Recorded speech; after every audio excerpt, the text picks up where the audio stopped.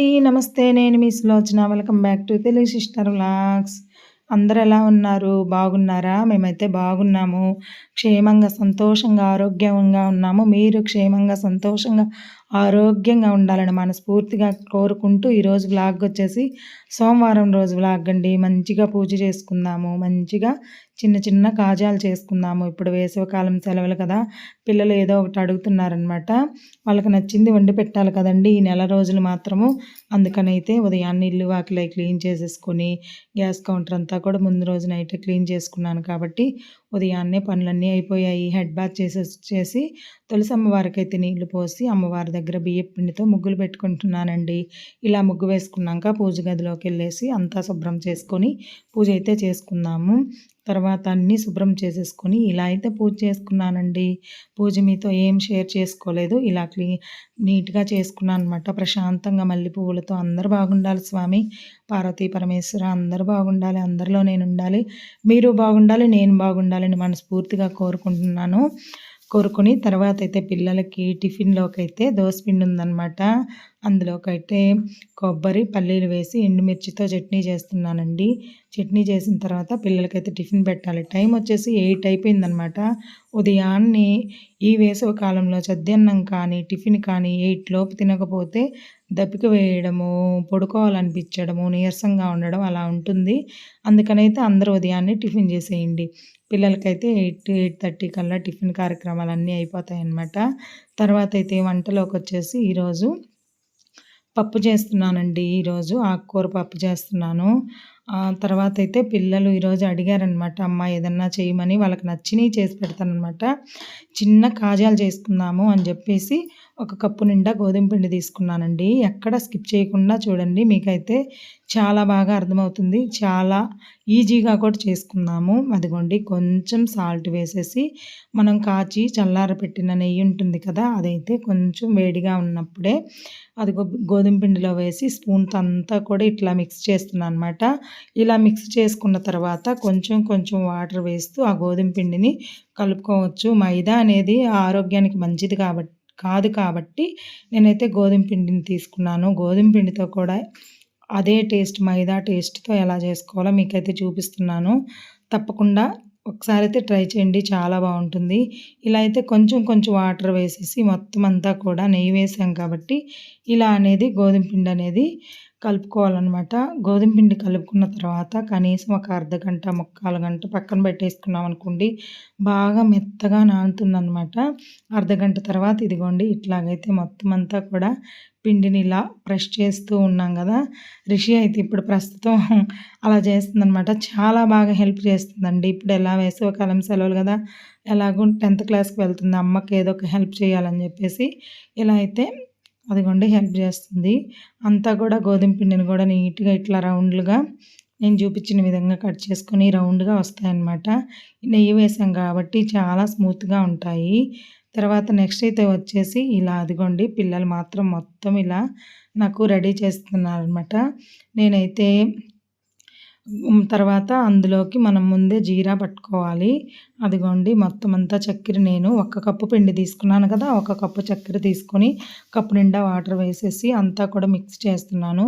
ఇదంతా కూడా మొత్తం కరగాలన్నమాట. చక్కెర మొత్తం కరిగాక మనకి పాకం అనేది ఏం అవసరం లేదనమాట. మన గులాబ్ జామున్కి ఎలా పట్టుకుంటామో పాకం అలా వస్తే సరిపోతుంది. తీగ పాకం కూడా రానవసరం లేదనమాట.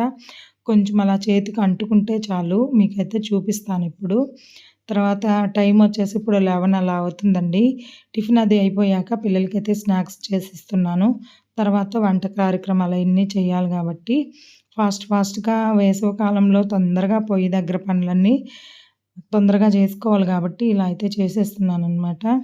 ఫైనల్గా అయితే 15 మినిట్స్ అలా ఉడికిందనుకోండి, మనకి ఇలా నేను చూపించిన విధంగా చేతికి అలా అంటుకుంటే సరిపోతుందనమాట. తీగ పాకం కూడా రానవసరం లేదు.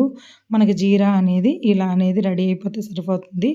ఫైన్గా మనం ఒక 4 యాలకులు తీసుకొని పొడి చేసుకొని మెత్తగా దంచుకొని అందులో వేసేసుకుంటే సరిపోతుంది.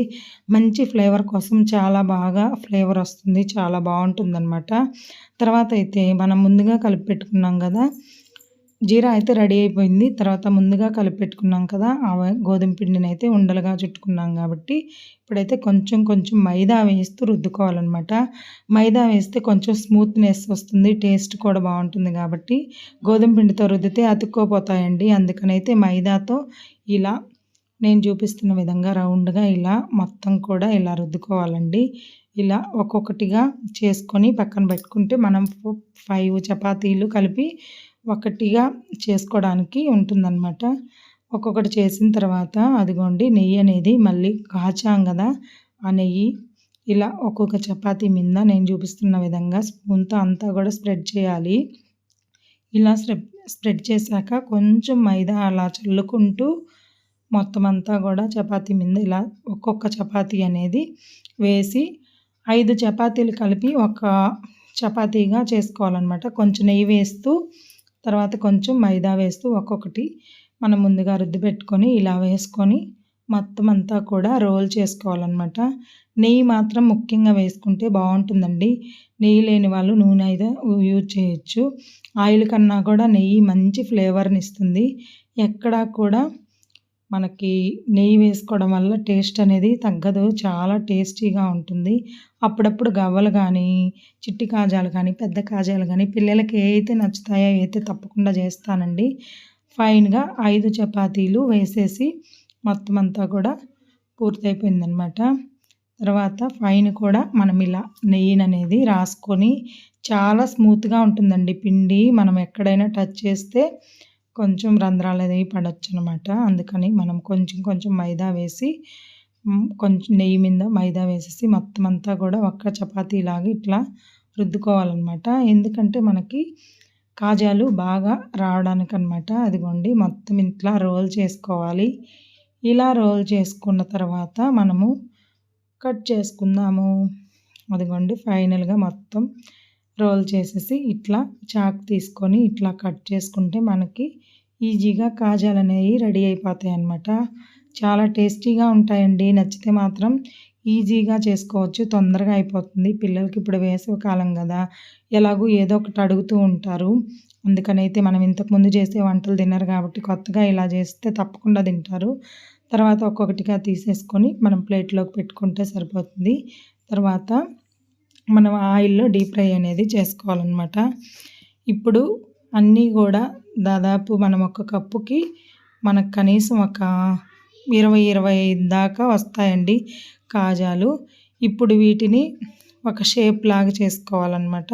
ఆ షేప్ ఎలాగో మనం ముందుగా కట్ చేసిన అదిగోండి చపాతీ అంటే కట్ చేసాం కదా రోలు అట్లాగా చపాతీ కర్రతో కానీ లేదంటే మన వేలితో కానీ స్పూన్‌తో కానీ అలా స్ప్రెడ్ చేస్తే సరిపోతుంది. ఈజీగా మనకనేది షేప్ అనేది వస్తుందనమాట. ప్రతి ఒక్కటి కూడా ఇలా చేసేసుకొని తర్వాత ఆయిల్ పెట్టేసుకొని ఆయిల్ డీప్ ఫ్రైకి సరిపడా ఆయిల్ పెట్టుకున్న తర్వాత కొంచెం లో ఫ్లేమ్‌లో పెట్టి ఇలాగనేది ఒక్కొక్కటిగా వేసి మనమంతా కూడా కాలిస్తే సరిపోతుందనమాట. కొంచెం ఎక్కువ టైం పడుతుందండి. కానీ ఎక్కువ టైంలో చేస్తేనే రుచి వస్తుందనమాట. ఫాస్ట్‌గా చేస్తే లోపలంతా కూడా పచ్చిగా ఉంటుంది. 5 రోల్స్ కాబట్టి మనకు కాలాలి అంటే కొంచెం టైం తీసుకుంటుంది కాబట్టి కొంచెం కొంచెం ఇలా కాల్చుకుంటూ మొత్తం అంతా కూడా కాజాలన్నీ కూడా ఇలా ఫ్రై చేసుకుంటే సరిపోతుంది ఆయిల్‌లో. ఈజీగా చేసుకోవచ్చండి ఎవరైనా కానీ. నాకైతే రిషి ఫుల్‌గా సపోర్ట్ చేసి వీటికి చేయించుకొని తిన్నారనమాట. పిల్లలు ముగ్గురు కూడా చాలా ఇష్టంగా. ఎప్పుడైనా గవ్వలు చేసిస్తుంటాను. తర్వాత ఈసారి అయితే అమ్మ చిన్నగా కాజాలు చెయ్యి చాలా టేస్టీగా ఉంటాయి. నెయ్యి వేస్తాం కాబట్టి అని చెప్పారనమాట. ఫైనల్‌గా ఇలా బ్రౌన్ కలర్‌లోకి షేడ్ అయ్యాయి. ఇవన్నీ కూడా మనం డైరెక్ట్‌గా అదిగోండి ఎంత మంచిగా వచ్చాయో చూడండి. ఫైన్‌గా ఇదిగోండి జీరాలో వేసేసాను. అన్నీ కూడా జీరాలో వేసేసి కొంచెం కొంచెం డీప్ చేస్తూ తీసి పక్కన పెట్టేసుకోవడమే అనమాట. మొత్తం అన్నీ కూడా ఇలాగా ఫైనల్‌గా కాల్చుకొని ఇలా జీరాలో వేసేసి చేసేసుకుంటే ఈజీగా అయిపోతుంది. చూసారు కదా ఈజీగా గవ్వలు ఎలా చేసుకోవాలి. సోమవారం పూజ మన వీడియో మొత్తం చూసారు కదా. నచ్చితే లైక్ చేయండి. మన ఛానల్‌ని కొత్తగా చూసేవాళ్ళు సబ్స్క్రైబ్ చేసుకోండి. ఎక్కడా కూడా స్కిప్ చేయకుండా చూడండి. నేను చెప్పే ప్రతి ఒక్క విషయం మీకైతే మొత్తం అంతా కూడా అర్థమవుతుంది. నేనేం చెప్తానో కూడా మొత్తం తెలుసుకోవచ్చు. తర్వాత ఇంకోటి ఏంటంటే అదిగోండి ఫైనల్‌గా చిట్టి కాజాలు ఇలా తుంచి చూడండి ఎంత బాగా జ్యూసీగా ఉన్నాయంటే నోట్లో వేసుకుంటే వెన్నలా కరిగిపోతాయి. ఫైనల్‌గా అయితే మీకు చూపిస్తున్నాను. ఇలా అయితే కాజాలు వచ్చేసాయన్నమాట. ఒక 25 అలాగా అయ్యాయండి. చాలా టేస్టీగా ఉన్నాయి. నిన్నైతే చేసుకున్నాము.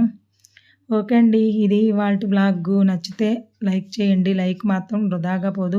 మీరు లైక్ చేయడం వల్ల ఈ వీడియో ఇంకొంతమందికైతే చేరుతుంది.